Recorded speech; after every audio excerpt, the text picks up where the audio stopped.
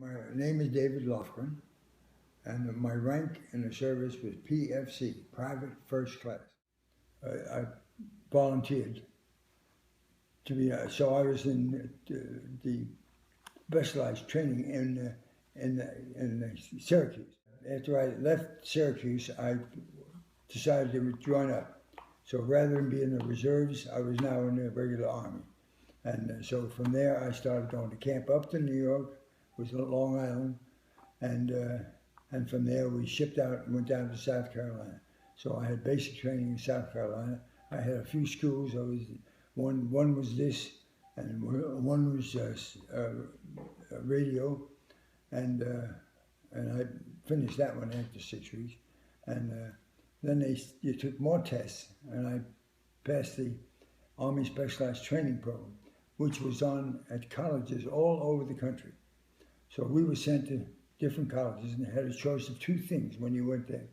One was specialized training in language, and you take language or you take engineering. So I chose engineering, and I was sent to Michigan State College. So I was there for about almost a year, 9 months, a little bit better than that. And so while I was at Michigan State, we had, I've got pictures of some of that, but that's not important. You just see the dorms that you lived in and so forth, and we had a lot of fun. The girls were very attracted to us at this time. And when you went from class to class, you went by your section that you were assigned. So there were about 15, 20 guys in the section, and you'd march from one class to the other. And when you did, you had to cross the campus. And all the girls were on the campus, and working. So as they went by, they waved at us and what have you. We couldn't pay any attention to that. We straight ahead marching. And then we sang though. We were allowed to do that. So we sang Ain't She Sweet. I can always remember that. And the girls would get the biggest charge out of that, and know that we were pointing out some good looking doll that was going by, and Ain't She Sweet. And that's the kind of thing, We had a good time at Michigan State, worked hard on our, and did a lot of work in physical in the gyms and so forth up there. And then I also played football up there. This was not intercollegiate football. I don't want you to get mixed up. At that time, many schools just disbanded football. And as a result, we had kind of like an intramural football, but we played different schools as intramurals. And so the groups that we had playing and so forth in the games were not as great as some of the players later on. I don't want to make you to think it's something different than what it was. You also, while you were there, you took training to be in the Officers Training Corps. So that was the dual purpose of being there. Provide officers for the Army, and also education and engineering for the Army also. And so after we were there for 9 months, I say, we were sent back, because many of us had infantry basics, which I mentioned before. And by virtue of that, we were sent back to the infantry. They were invading Europe at the time, and by virtue of this, they needed more troops overseas. And so that's when I went to Camp McCall, Wisconsin, and I was there for about 6 months, also 7 months, and went to infantry training with a division. So that was the way they established the 76th Division, and that's what I was part of, and many of my friends in there also. So we went from there, Camp McCoy, Boston, go overseas, and went over on troop ships, and they were in convoys. And with the convoys, we were escorted also by destroyers on the outside, and the convoys had all kinds of ships, troop ships, all kinds of cargo ships and so forth, taking tanks and all this other equipment to carry overseas. And so we got over there, but we spent on the water, probably spent about 15, 17 days on the water. And it was rough, North Atlantic at this time of the year. We landed in England, we were stationed at Bournemouth, England, for about 2 months. And then we go from there, ships again, over small ships, LCIs and so forth, and we went over to France. And France had already said the invasion had taken place already. And so thank goodness I wasn't in that part of it. And but they started taking many of these places, and as a result, we went into Le Havre in France. And from Le Havre, we moved from there by truck and started moving up to the front. And that's when we got into the Battle of the Bulge. So I was in that for maybe a month, I guess, something like that. But we were at the tail end of the Battle of the Bulge. And so it was tough over there. It was cold, freezing, snow, and all kinds of weapons in the forest and so forth. So when they're firing at you and so forth, the mortars and what have you are hitting the trees. So when something hits the trees, you don't know where they're going to land. So you don't know where the shrapnel's going either. And so just how a number of them got hurt during that time. Moving ahead and so forth, the enemy tanks were ahead of you somewhere and so forth. You didn't know quite where, and you might come upon them. But when you're going through the forest, all these artillery shells, mortar shells are being fired at you as you're going through. But you got to keep moving. There's the one thing the general said at the time: we can't gain any ground if we don't move over it. And this is about what it amounts to. So he was very insistent on seeing to it that we kept going. If they started to take a break or something like this, he didn't like it. And in fact, our battalion headquarters, who was a Major Green, was there, and he stopped us at one point after a couple of days of fighting, and we told us you're going to take a break, take a breather, and so when we stopped and he was questioned about what had taken place, the next day he was gone. They wanted an officer in there that's going to move it and move everybody, and that's what he was interested in. So we got a new commander, and when he got there, we moved, and we didn't hesitate. But more people get hurt, but at the same time, you're not going to acquire what you need to acquire unless you move. And but he was the general we had was really great, and went to his resting place in Belgium. Went over there about 10 years ago. So he sat on a hillside that was overseeing all of the crosses. From there, we moved towards Luxembourg, and we stayed there for about 2 weeks until all the artillery was built up that the Army had established for all kinds of guns. Big guns, big guns, and so forth. And I never realized how many guns were back there, but I had to go back to division headquarters one time, and while I was on the way back there, we had to pass through all these areas where they had 105s, 155s, or 205s, and so forth. And these were all in preparation, softening up the land to allow us to move into Germany. During that time, we were in a holding position. And at that time, those of us, I was in an INR section of a battalion.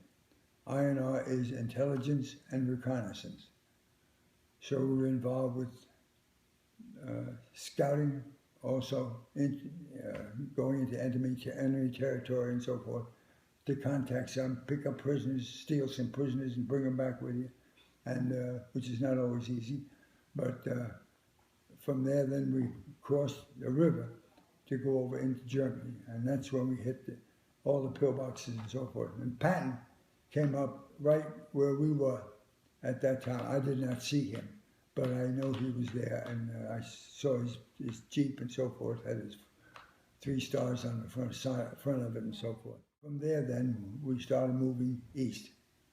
And when you're moving east, you're getting on trucks or you're marching and so forth, and you go from one town to another, take that one. Sometimes it takes you 2 or 3 days before you get it.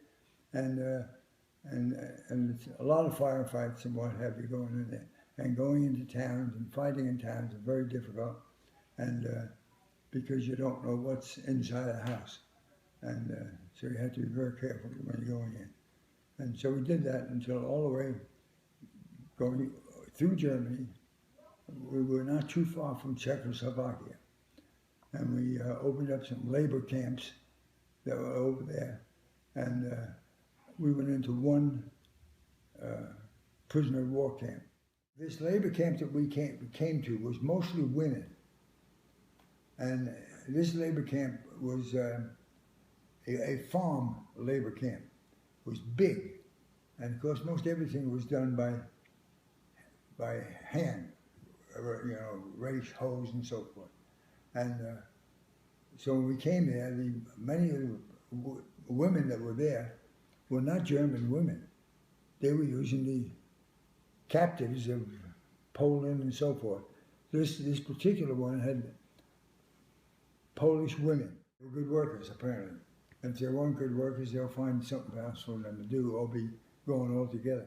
It's amazing how emaciated some of these people were, and some of them were almost dead and so forth. And so as we came through, some of the guys were going to be nice and help them out, give them some cheese from our K rations and so forth. And it's the one thing they couldn't eat, period. They had to go to kind of start at that point. They'd start with some soups or what have you. But so some of them gave them some cheese and so forth, and I'm sure it didn't do them any good. But they got that stopped in a hurry, of course, and as a result, we didn't do much of that. I think it's the most shocking thing to see something like that, but they're much similar to what you may have seen on TV at some of these concentration camps and so forth. It's amazing how one could do that to anyone else. Always amazes me. From there, we kept going east until we got to eastern Germany, where we met the Russians. So we were one of the probably few outfits that actually met the Russians somewhere along the eastern front. And but from there, then finished there. We got to a base. We stayed there. This was formerly a German Air Force base. So there were all shot up planes all over the place that they had been destroyed by our Air Force and so forth. And so we stayed there for about 2 weeks because we were going to be reassigned, some of us were going to be reassigned and go to Japan. So we finished there, we went west into France again, where they had established camps of Philip Morris, Lucky Strikes. They had various names for the different camps. And when you went there, it was tents, and you slept in tents during this period of time until they got you a sign of what you were going to do. So at that point, you took all your barracks bag with everything you had, and you were told at that time not to take anything with you that was contraband. And some of them paid no attention to it, and I, the good soldier that I was, did. So as a result, I really didn't take much with me that I could have, because I had a German Ruger pistol, a German Ruger target pistol, which has a long barrel on it. When you fire it from the shore. But this was just taken from a house. And I had some other things also that I turned in. But I gave it to some of my friends who were going to put it in their barracks bag. And so some of the guys had some of my stuff, put it in their barracks bag. I took a German Ruger. From there then went to, as I said, we went to France, got in one of the camps, and they sent us over to London to get on ships and then go to Japan. When we got to England, of course when we met the Russians, the war was already over. That's the war in Germany. When we got to England, just as we got in there, it was announced that the war in Japan was over. So that took care of me having to go to Japan with a number of my buddies. And we came home after. Came home on the Queen Mary. It didn't take us, I think it was 4 days to get home. And everybody was sleeping on the decks and everywhere on the ship just to get back. And you didn't have to worry about any ships being hit by torpedoes and what have you at that point. So they would just run with the lights on and so forth and going home. And when you got into New York Harbor, if you've ever been to New York, as you come into the harbor, all the big buildings and so forth, and you come down the Belt Parkway, what is now the Belt Parkway, and as you came in, the Narrows is what they call it. And as you come in the Narrows, on both sides, people were standing along the shores and waving and what have you. They had the fireboats in New York City. When any ship came in, the fireboats came out and gathered any number of them and followed the ship all the way to the dock. And they had the fireboats with fire and so forth. The water was going all over the place, you know. But the worst part was I was standing pretty close to the smokestack on the Mary when I was coming in. Now the one thing about it, you don't know how those horns were supposed to be for foghorns, you know, what they call them. And foghorns would be heard by some of the ship 15 miles away, something like this. So I was standing next to it when the foghorn went off. I thought my ears were going to float away, but it was a tremendous noise, and it was very exciting when we got into New York. That's my story.